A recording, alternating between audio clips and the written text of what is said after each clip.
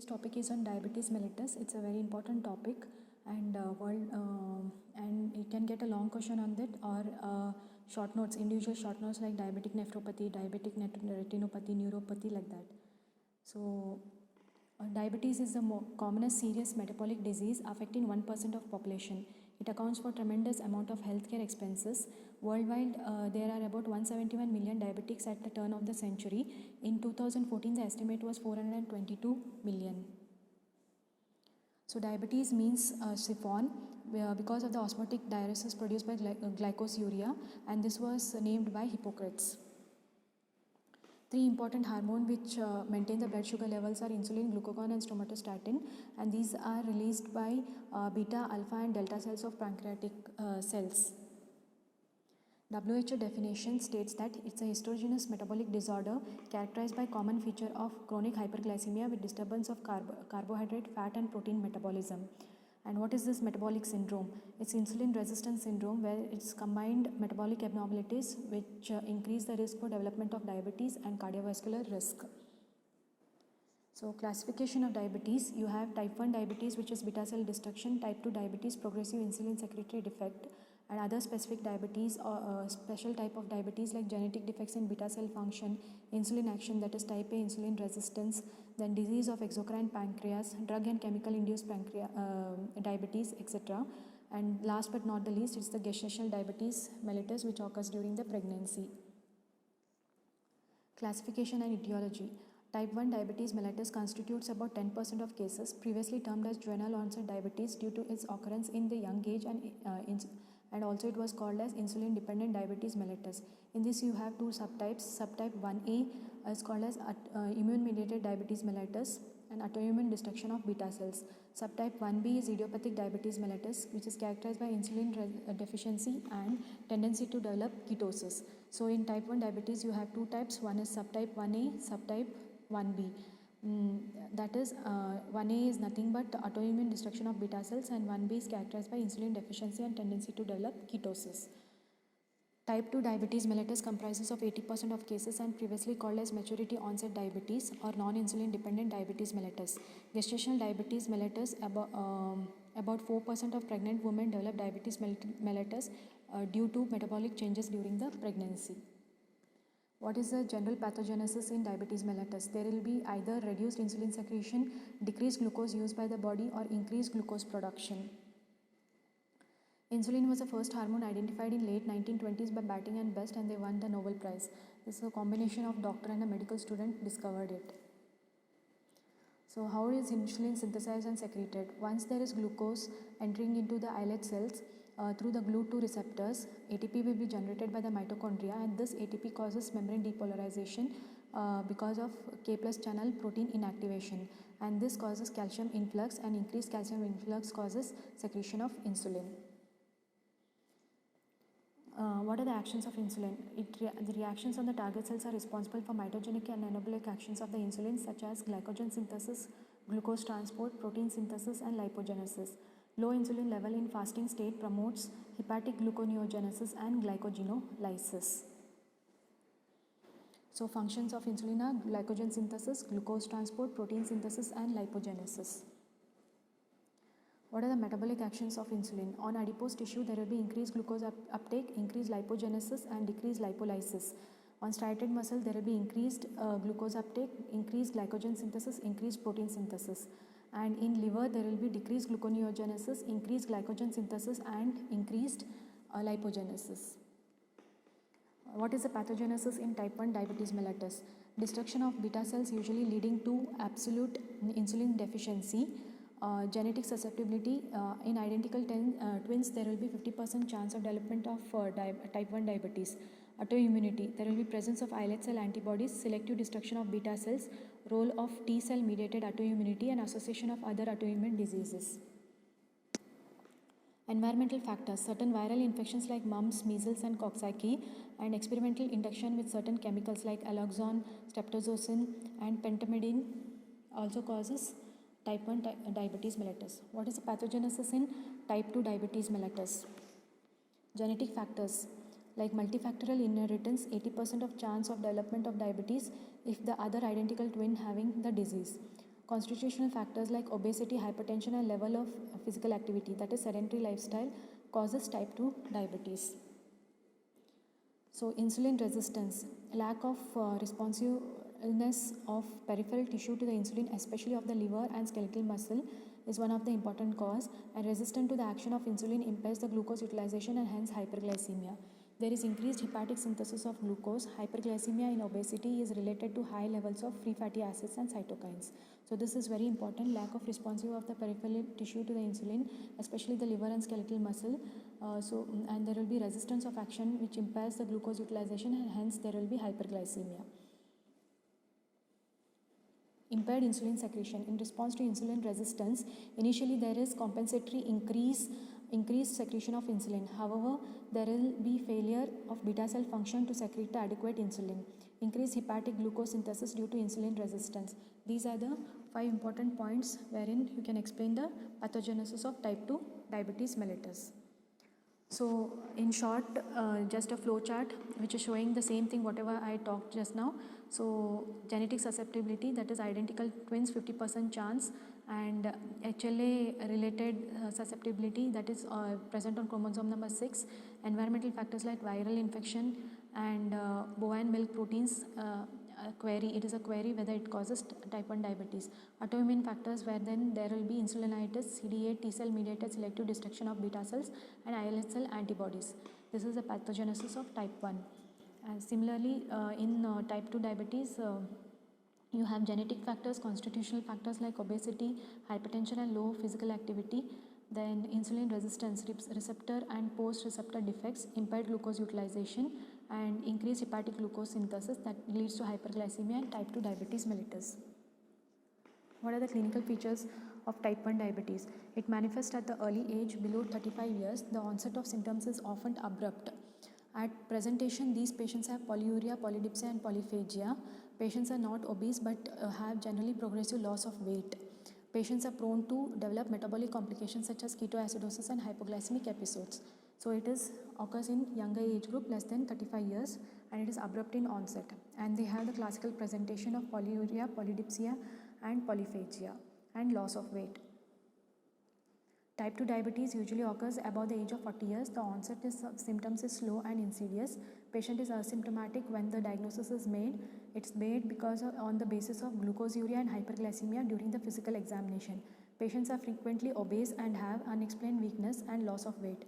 Metabolic complications such as ketoacidosis are infrequent. So this chart is given in your Harsh Mohan. This is the differences between type 1 and type 2 diabetes. Whatever I have spoken till now, those are put up in the small chart. So under the heading of frequency, age at onset, type of onset, weight, HLA relation, family history, genetic locus, diabetics in identical twins, pathogenesis, islet cell antibodies which are present in type 1 diabetes mellitus, blood insulin level, islet cell changes, etc. Maturity onset diabetes mellitus of young, that is called, short form as MODY. It's a subtype of type 2 diabetes that can present in young people.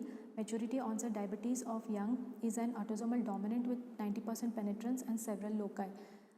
MODY accounts for about 10% of diabetics in some communities, and less severe alleles of genes are of course implicated in common type 2 diabetes. The defect is usually glucokinase gene, which is the key in signaling system by which beta cells monitor blood glucose. Secondary diabetes, pancreatic diabetes, destruction of islets of the exocrine pancreas results in diabetes mellitus because of pancreatitis, carcinoma, hemochromatosis, trauma, and surgery, etc. Endocrine diabetes, here there will be glucose intolerance due to other endocrine disturbances such as Cushing syndrome, acromegaly, and pancreatic cancer, obesity, stress, etc. Gestational diabetes, it's a poor control of diabetes in pregnancy. Either gestational diabetes or pre-existing diabetes may lead to birth of a larger infant, complicate the labor and delivery, and necessitate for cesarean section. Infants of diabetic mothers have 5 to 10% incidence of major developmental abnormalities, including anomalies of heart, great vessels, and neural tube defects such as anencephaly and spina bifida. Complications, pathogenesis of complication, you have vascular complication, metabolic complication and immune complications. Vascular are macrovascular and microvascular. In that you have atherosclerosis. In macrovascular there is atherosclerosis which leads to infarcts in heart, brain and bowel and gangrene of the extremities. Microvascular are diabetic neuropathy, nephropathy and retinopathy.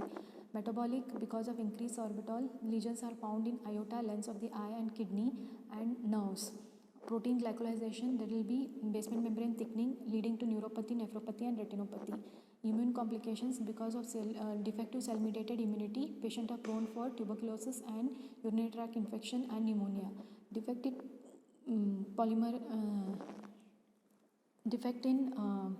polymorphonuclear function leads to infection, fungal and candida and others, fungal other fungal infections and bacterial infection.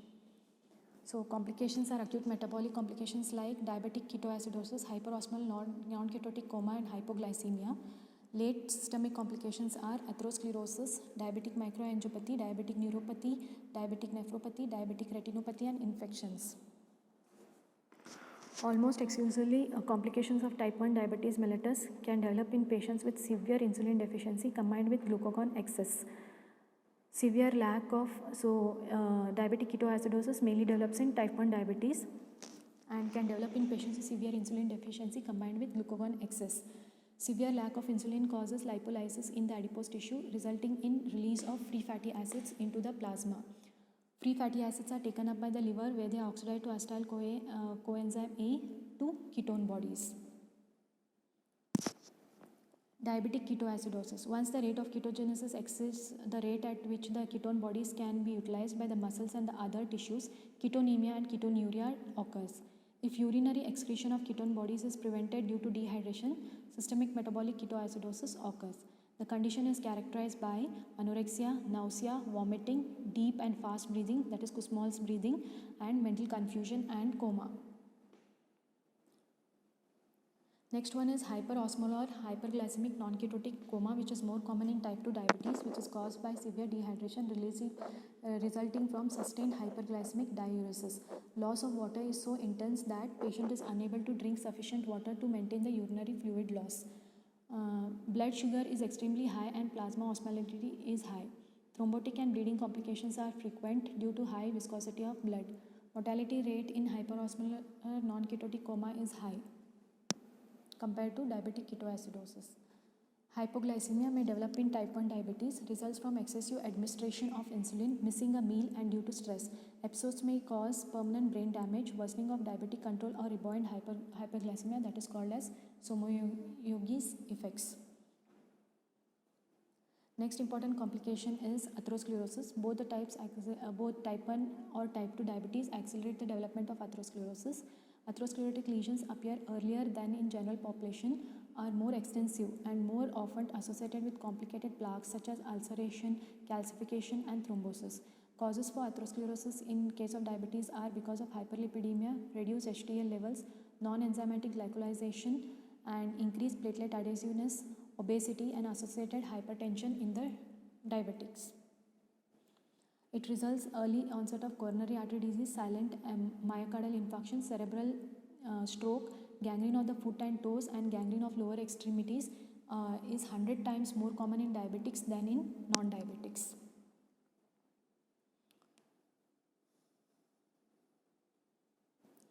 Diabetic neuropathy.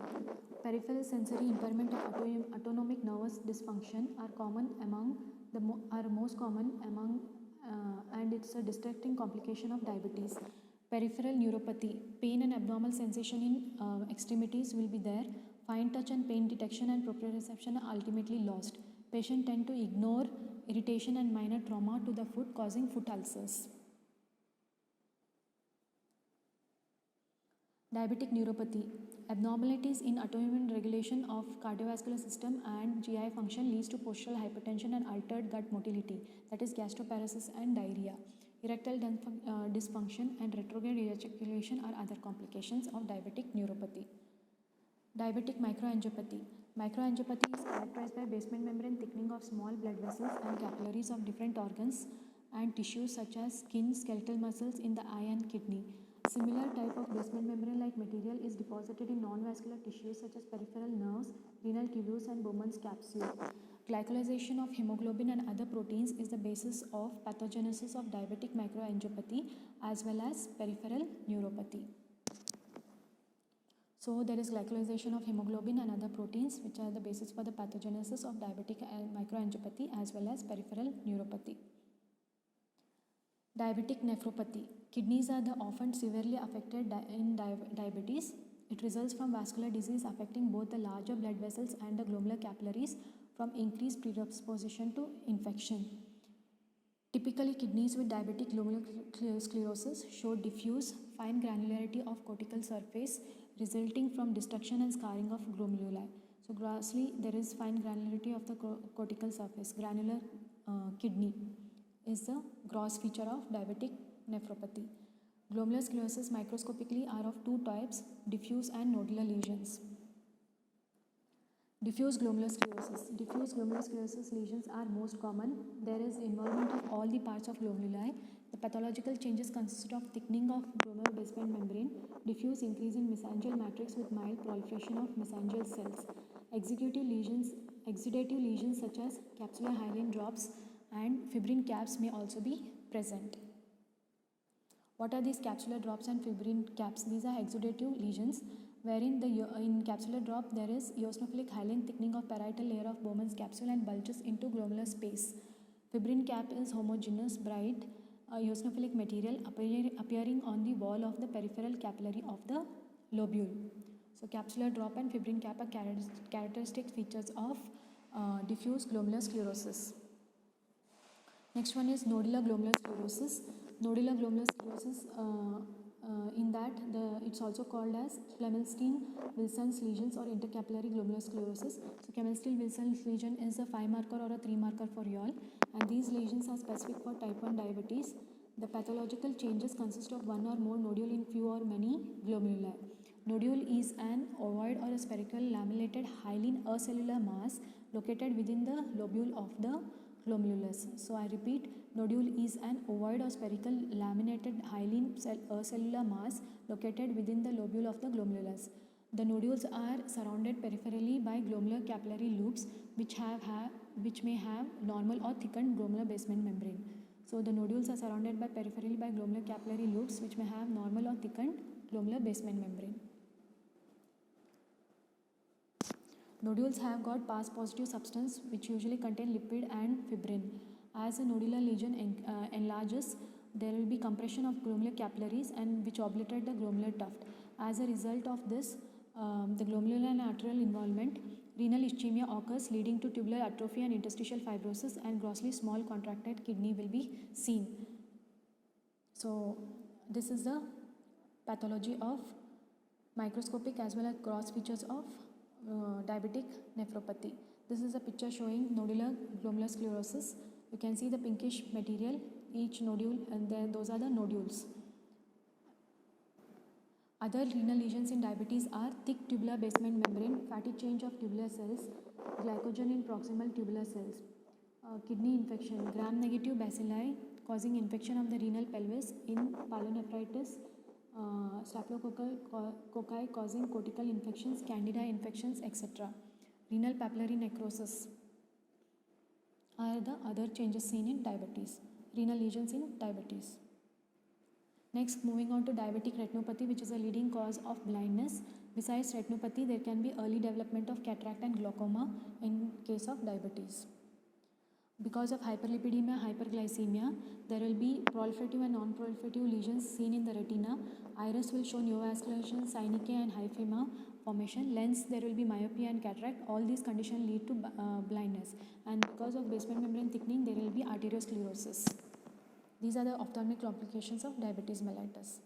Infection. Diabetics have enhanced susceptibility to tuberculosis, pneumonia and pyelonephritis and otitis media and carbuncle and diabetic ulcers. Impaired leukocyte function and increased cellular immunity, reduced cellular immunity and poor blood supply due to vascular involvement and hyperglycemia are the causes for infections in cases of diabetics. Diagnosis of diabetes can be done with urine testing, single blood sugar estimation, screening by fasting glucose test, oral glucose tolerance test, other tests like HbA1c, insulin assay, proinsulin assay, and C-peptide assay, etc.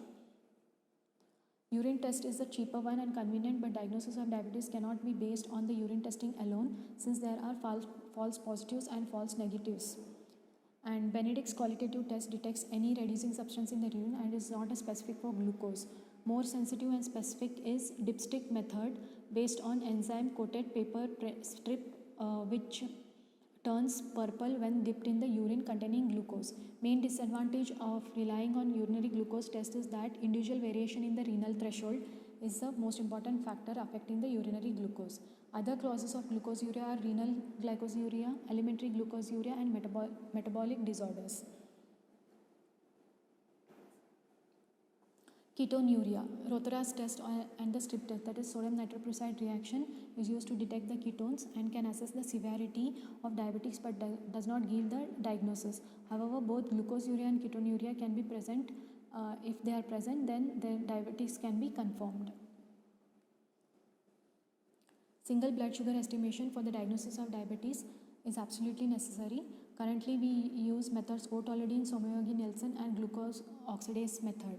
Fasting plasma glucose value of above 126 mg per deciliter is certainly indicative of diabetes. Fasting plasma glucose is a screening test for diabetes type 2, recommended for all the individuals above the age of 45. Revised criteria 2007, where plasma glucose value will give the diagnosis of diabetes mellitus.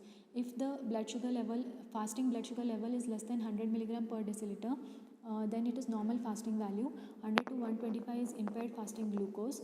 Then 126, above 126 it is diabetes mellitus. 2 hours after 75 grams of oral glucose load, less than 150 mg is normal postprandial GTT.